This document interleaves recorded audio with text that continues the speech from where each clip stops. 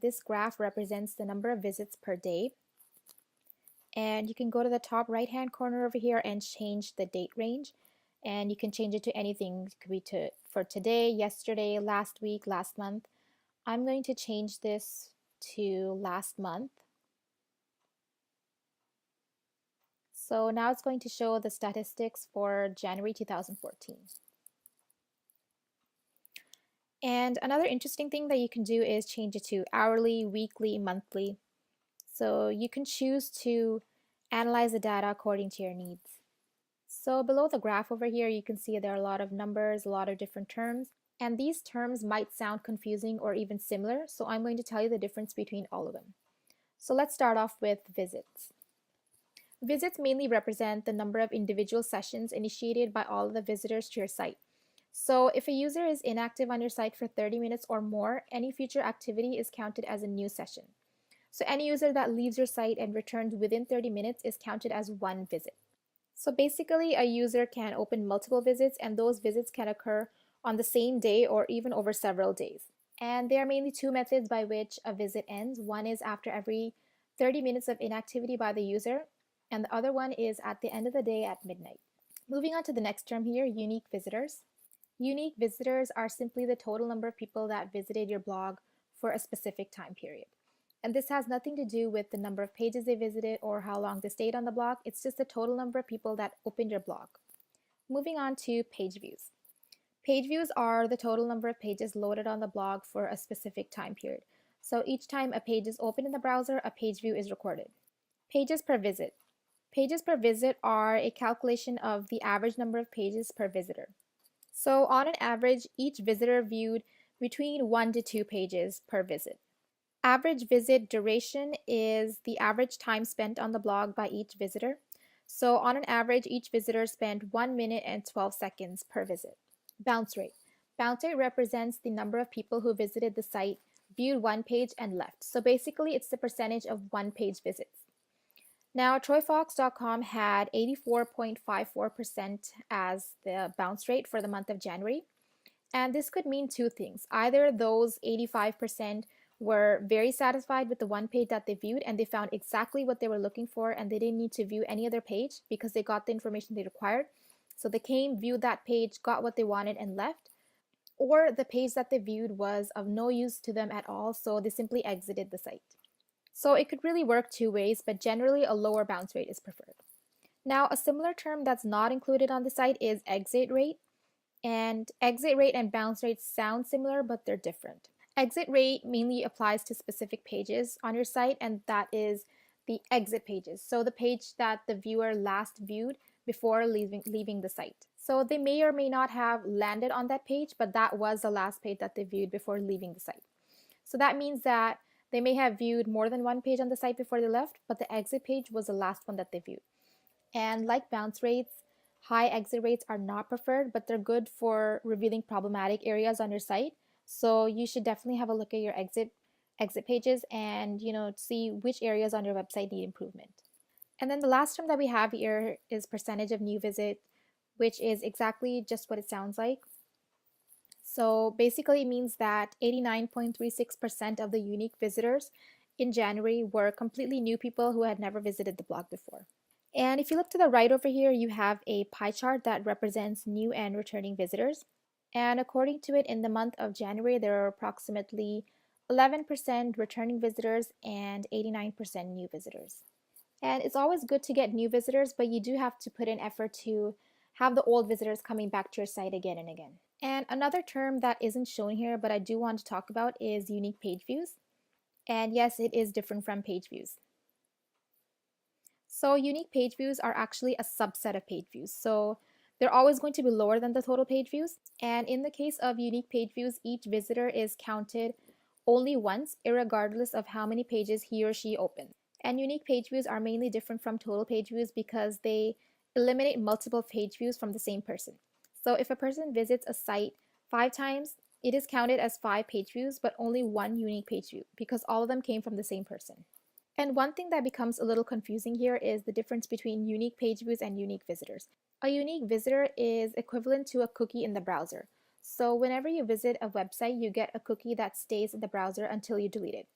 So if you visit a site twice and you delete the cookie after your first visit, your second visit will be counted as an entirely new visit. So you'll be counted as two unique visitors.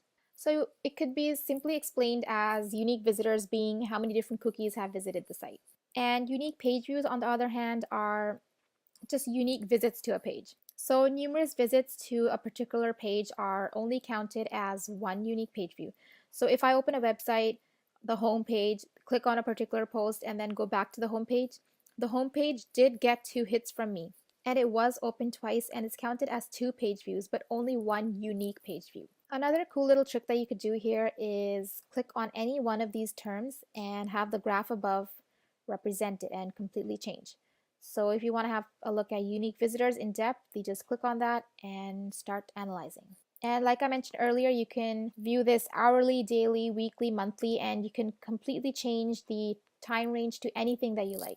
So as you can see, Google Analytics is very, very detailed. And below the graph and the terms that I just discussed, there's some other information over here about demographics and languages. And I'm not going to get into that right now because it's also part of the standard reports in the sidebar over here. So I'm going to be discussing it in detail later. So before I start with the sidebar over here, I want to cover the tabs on top.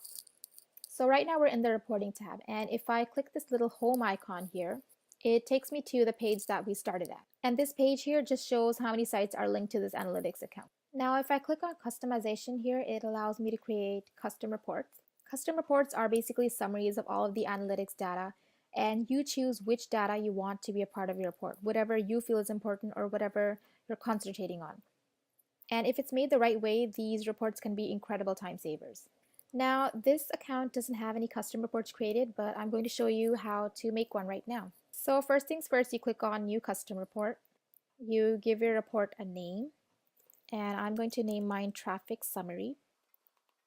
Then you want to choose your report type, and for this you have 3 options: Explorer, Flat Table, and Map Overlay. And I'm going to go with Flat Table. So it's going to give me my information in a tabular form. And then I'm going to choose Dimensions and Metric. Now a dimension is like a descriptive characteristic and a metric is like an individual element. And they're related in the sense that metrics are individual elements of dimensions. So dimensions are often associated with one or more metrics. So I'm going to go ahead and choose them, and you're definitely going to understand dimensions and metrics in more depth after I'm done choosing them. So I'm going to add my metrics first.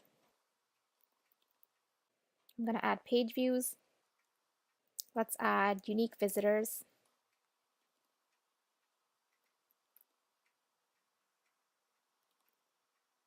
So I'm done adding my metrics. Now I'm going to add my dimensions. I'm going to add source. And let's add country. So these dimensions and metrics are going to be a part of my flat table. And an easy way to explain this is that the metrics are going to be like the columns of the table and the dimensions are going to be like the rows. So basically I'm going to have a lot of information about the page views, the unique visitors, and how much time the visitors are spending on the page, all of that based on the source where they're coming from and the country where they're coming from. But you'll understand that in more detail once I click save and the table is generated. And you can also add a filter if you like, and it'll just help out in leaving out things that you don't want in case you don't want all of the data to be a part of the table. So once you're done adding your filter, if you want that and all of your dimensions and metrics, you're just going to click on save. And it's going to give you a report.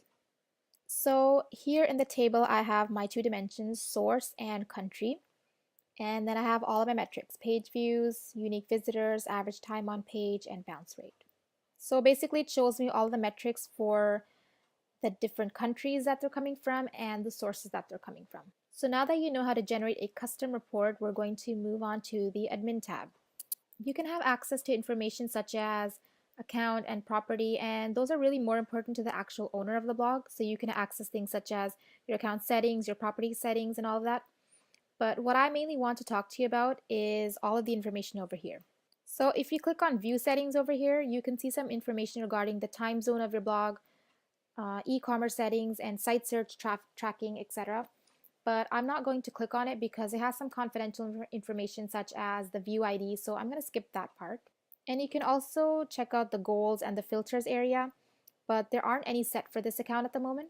But mainly you can just set some goals which are just the main things that you want your visitors to do. And it's a good way to measure how many times a visitor completes one of your goals and a conversion takes place.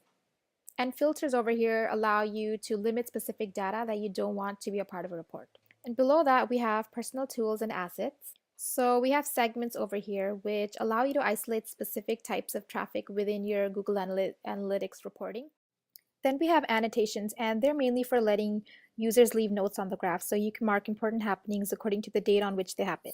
So let's create an annotation right now.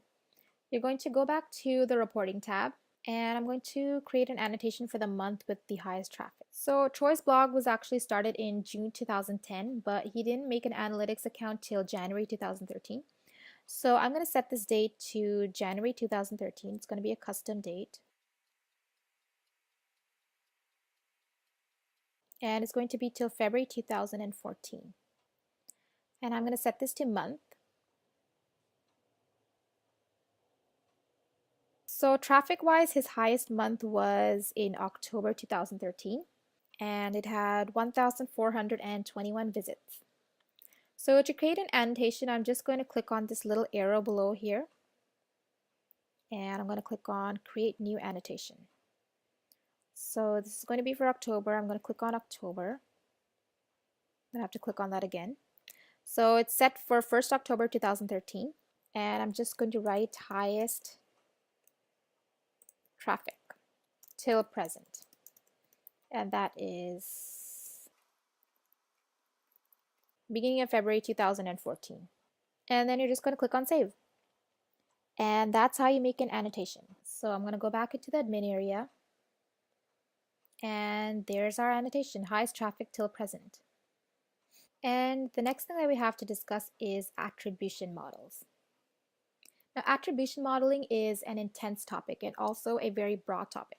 So I'm not going to go into too much detail here. I'm planning on making a separate video for that, but I am going to give an introduction. Attribution modeling is basically concerned with determining the value of each customer touchpoint that leads to a conversion, and it really helps in understanding your customer's journey. So to make an attribution model, you click on New Attribution Model, and you give your model a name. I'm not going to actually make it, but I'm going to give you a brief introduction of it. And then you choose one of the baseline models. So you have the options of linear, first interaction, last interaction, time decay, and position based. In the linear attribution model, each touchpoint in the conversion path shares equal credit for the sale.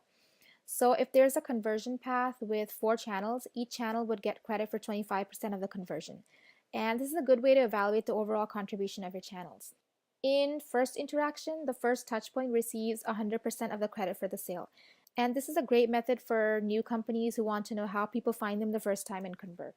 Last interaction model is the one in which the last touchpoint gets 100% of the credit for the sale. In the time decay model, the touchpoints that are closest in time to the sale or conversion get the credit.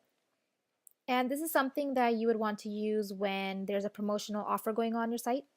In position-based, 40% of the credit is given to the first and the last interaction, and the remaining get 20% distributed amongst them evenly. So that was just a brief explanation of attribution models. And then we have custom channel grouping. A channel grouping is a set of labels where each label is applied to a channel or a group of channels that you would like to see in your report. So when you define the channel grouping, you specify which channels belong to which label. And then we have custom alerts. So Google Analytics has an engine that monitors your traffic and your posts and alerts if it sees something unusual. So if your traffic drastically drops, it will alert you. So let's try creating one. You're going to click on New Alert, and I'm going to make an alert for when the traffic increases to over 2,000 page views a month, because I've noticed that Troy's blog is getting around 1,800 page views a month on an average. And I guess 2,000 would be the next milestone. So when it crosses 2,000, he'll get a notification.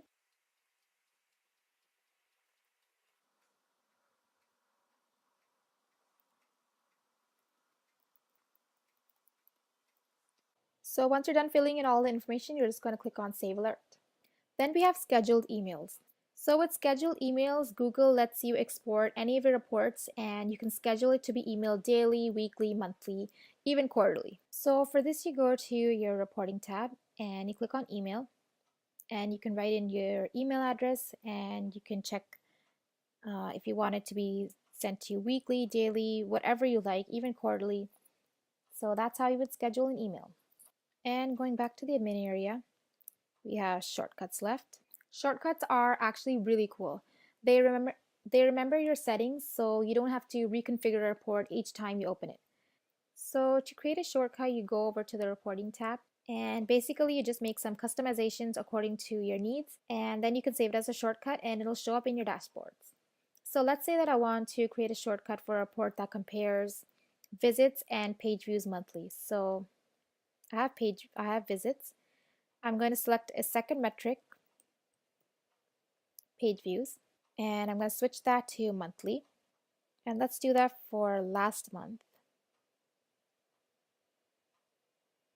just so that it shows us the graph like a little dot. So when you hover over the dot, it tells you the visits and the page views. So basically now this graph is going to give me a comparison of my visits versus my page views each month. Now to save this, I click on shortcut over here and give it a name. I save that, and now we have it as a shortcut on the side. And all the shortcuts that I create are going to be here in a list form. And when I click on my shortcut, it's going to come up. So this is a really good time saver. And the last thing that we have to discuss in the admin area are share assets. And they mainly allow you to share custom reports and add dashboards. So now that we're done discussing all of the tabs above, we can go back into reporting and discuss the sidebar over here. So on the left hand side over here, I have my stuff, which begins with dashboards. So if I click on my dashboard, all this stuff pops up. And we get all of these widgets over here all on one page. So you can click on add a widget above, and you can add anything else that you wish to. And you can click on X on any of the widgets if you want to get rid of them. And basically this is what every analytics account gets, but you can completely X out all of them and remove all of them, or create a completely new customized dashboard according to your needs. And the Google Analytics dashboard system is great because it's like a little summary. So if you're ever short on time but you still want to see your performance, you could just log in, quickly have a look at your customized dashboard, sync in the information, and quickly log out. After dashboards, we have shortcuts here, which I just showed you earlier. And if you click on overview, all of your shortcuts come up on one page. After that, we have intelligence events, and you can view them daily, weekly, or monthly.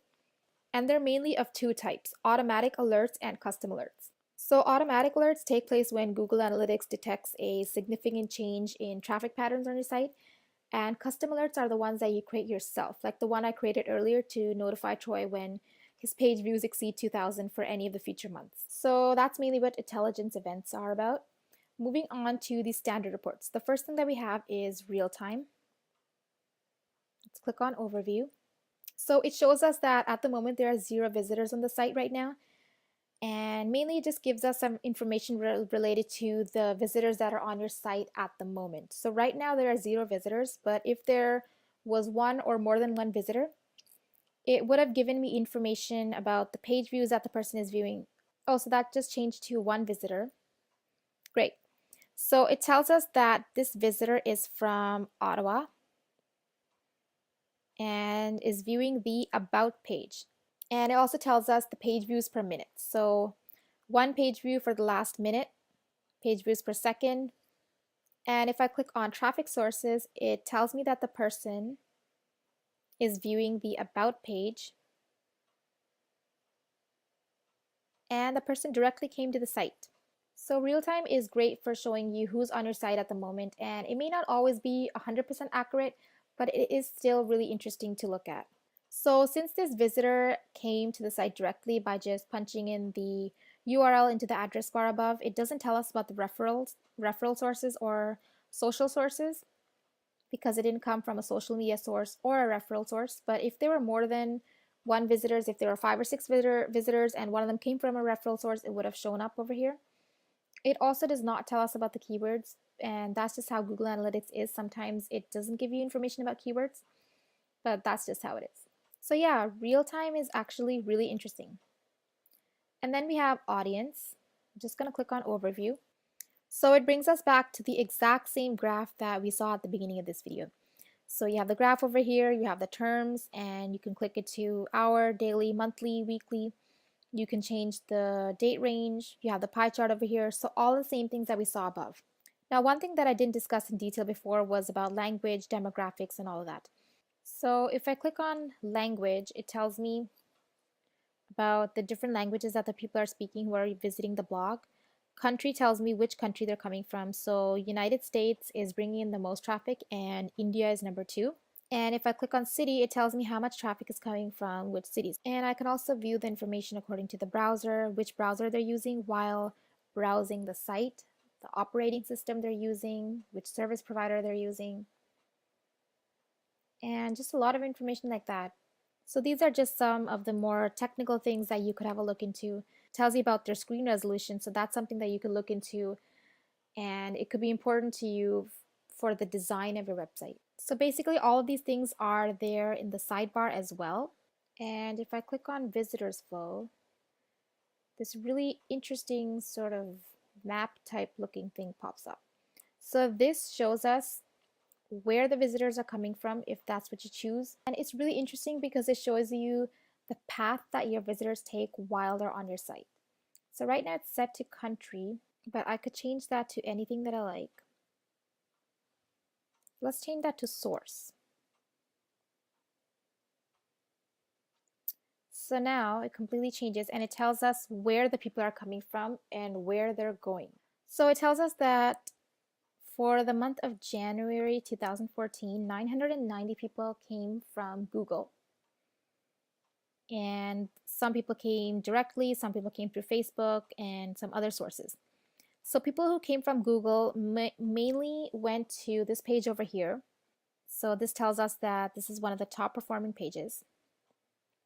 I guess something that would have a great rank in Google.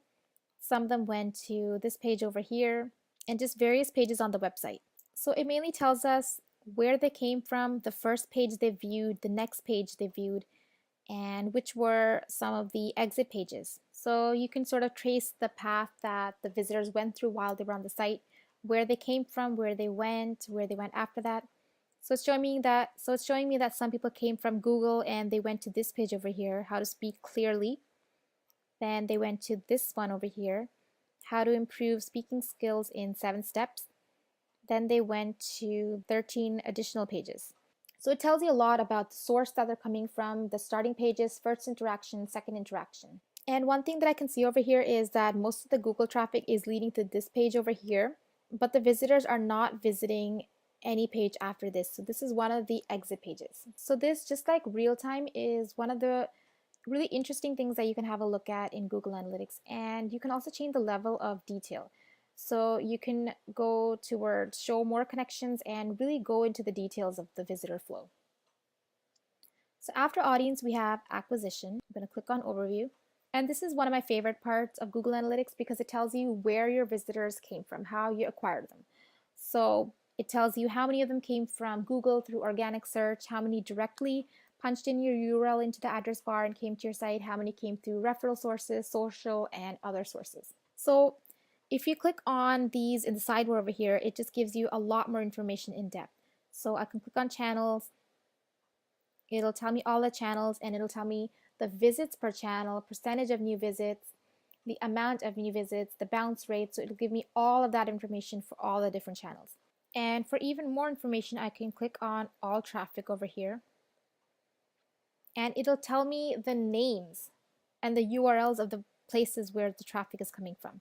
So a lot of it is coming from Google and it's organic traffic, which is excellent. A lot of it is direct, some of it is from Facebook, and then we have some other sites over here which are referral sites, so that's actually really good. And you can go to the second page of this and really look into detail and see where your traffic is coming from, which websites are referring to you, which websites are linking to you. Then if you want to have a look at referrals in more detail, you can click on all referrals and it tells you all the sites that are referring to you. Then we have campaigns. Campaigns mainly give you information on how well your campaigns are working. So if you're running a Google AdWords campaign, this is the place that you would want to be. And then we have keywords. No point in clicking paid because there have never been any AdWord campaigns for this blog. But if you click on organic here, it tells you the different keywords that you're ranking for and different keywords that people are searching in Google and finding your blog, clicking on your link, and actually coming to your blog. So these are some different keywords over here that the blog is ranking for. And then we have cost analysis. The cost analysis report shows data for the performance of your paid marketing channels. So it compares the cost of each campaign with its revenue and helps in calculating the ROI. And it's really helpful in letting you know how each campaign performs, and it's great for getting insights on Google AdWords and even other non-Google search engine campaigns. Then we have Google AdWords. So Google AdWords is an excellent place to be if you have an AdWords campaign going on, and you can link your AdWords account to your analytics account and get plenty of information on how your campaign is doing. And linking your AdWords and your analytics to each other is highly recommended because it allows you to view your AdWords click and cost data alongside your analytics site engagement data. So it's quite helpful. And once you have that done, you can just check out how your campaign is going, adjust bids, have a look at your keywords and clicks, and match search queries, which allow you to see search queries that match your keyword list, and just see how people are searching related to your products or services and refine your keywords accordingly. Day parts over here let you view your stats based on a specific hour of the day and day of the week based on your time zone. And this is great if you're selling products or services within a particular region or country.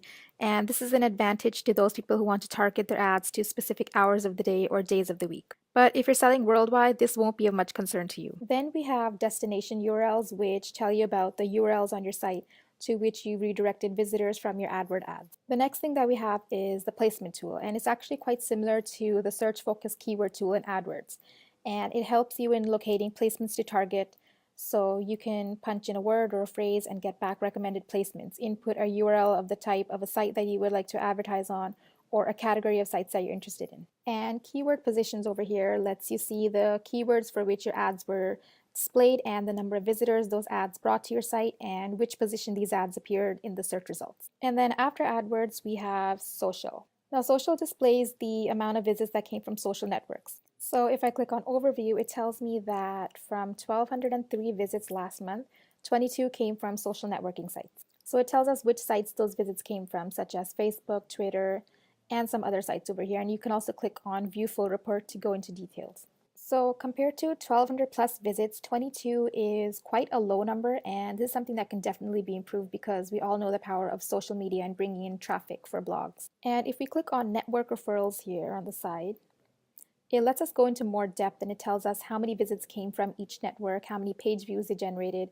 and how long the visitors from each social network stayed on the site. So it gives you insights on how each social network is performing, which ones are your top networks, and the ones which you need to concentrate on more. Then we have Data Hub activity, which generates a report which shows us how people are talking about and engaging with your site on social networks. And it hasn't been activated over here, but it allows you to see the most recent URLs people have shared, where they have shared them, and what they've said. But mainly, in order for this to work, you need to publish a global activity feed from your social network, and those feeds need to be delivered to the social data hub. And this blog has not done that, so unfortunately I can't go into much detail here. But after that, we have landing pages, which show you the pages people are landing on from social networks. And on the side here, we have a bunch of metrics that we've seen before and we've discussed, and it's all pretty self-explanatory, so I'm not going to get into that. But if I click on one of the URLs, it tells me how many clicks came from which social network, and it also gives me two graphs over here, which show me the visits for the URL versus the visits from social network. Then we have trackbacks, which let you know which sites on the internet are talking about your content and linking to it. So it lets you see all of the backlink URLs to your site. So in the month of January, Troy got a link from the Powered by Search blog for one of the articles that he wrote. Moving on to conversions.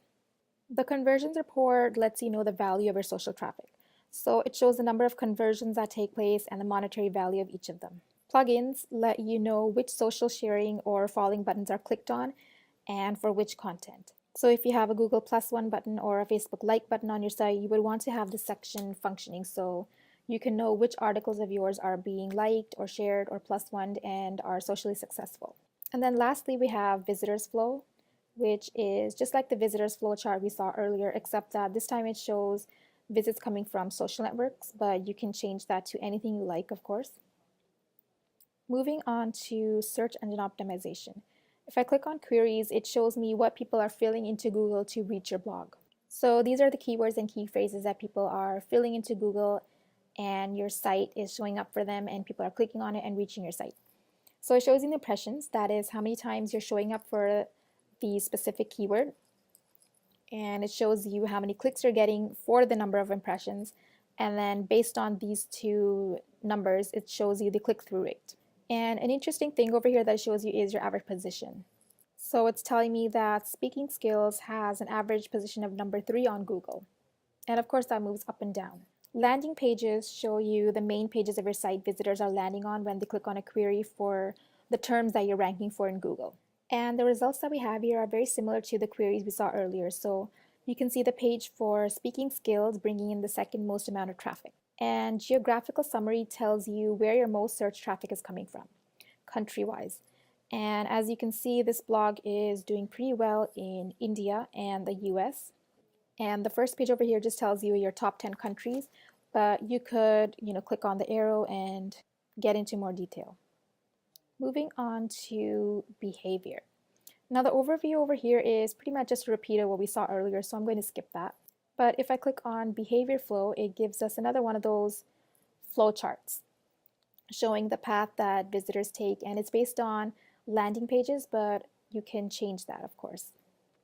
Then we have site content. Now I'm going to skip the first three because they're pretty general and self-explanatory, but I am going to explain exit pages. Exit pages, like I mentioned earlier, are the last pages that your visitors view before leaving your site. And they're considered problematic areas because you want people to stay on your site for as long as possible, and you want to prevent them from exiting for as long as you possibly can. So it's great that Google Analytics lets you know your exit pages so that you can improve on those areas. And a solution here would be to interlink your posts. So after reading the post, your visitors find another post to read, so that way they stay on the site much longer. Site speed tells you information on your site's loading time, such as the page load time, redirection time, page download time, and more. And if you click on page timings, it shows you your pages, and if I click on average page load time, it gives me the load time per second. And the ones over here in red are the problem pages that possibly have a really large image or too many images or just some backend error that's really slowing down the page. And you really want to look into these pages because site speed is one of the ranking factors in Google. Speed suggestions is great because Google Analytics sort of runs a test on your pages, analyzes the speed, and gives you suggestions on how to improve speed of those pages. So you should definitely look into this. So if I click on the first page over here,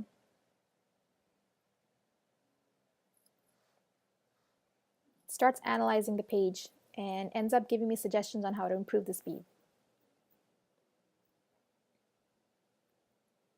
So that's something that's really interesting. Then we have site search. Now, site search has not been set up on this blog, but site search mainly gives information on how the search engine on your site is being used. And by search engine on your site, I mainly mean the Google search bar that some blogs have on their site. So the site search reports provide information on how many of the visitors on your site use the search engine on it and what they search for. Event tracking lets you track your user interactions such as downloads, ad clicks, flash elements, video plays, and much more. And then we have the AdSense area. Now, ChoiceBlog is not monetized, so I'm not going to be able to give too much information about AdSense, but I'm still going to give a brief introduction. The AdSense area over here just gives you a little summary of what's going on with your AdSense account, how much money you're making with your ads, the number of ad clicks you're getting, and which ad sizes are doing better than others. So that's basically all I can tell you about AdSense in relation to this analytics account, but we do have an entire AdSense tutorial planned for the future, so stay tuned for that video. Experiments lets you test different landing pages to see which ones help the most in goal completion, and it allows you to test up to 5 different variations of a page. So basically, you fill your URL and you click on Start Experimenting. And I won't be able to show that because I'm not an account administrator, but it's all pretty basic. Then we have conversions. The first thing we have in relation to that is goals. Now, goals help you in measuring how well your site achieves its targets. So it helps in keeping track of conversions that take place.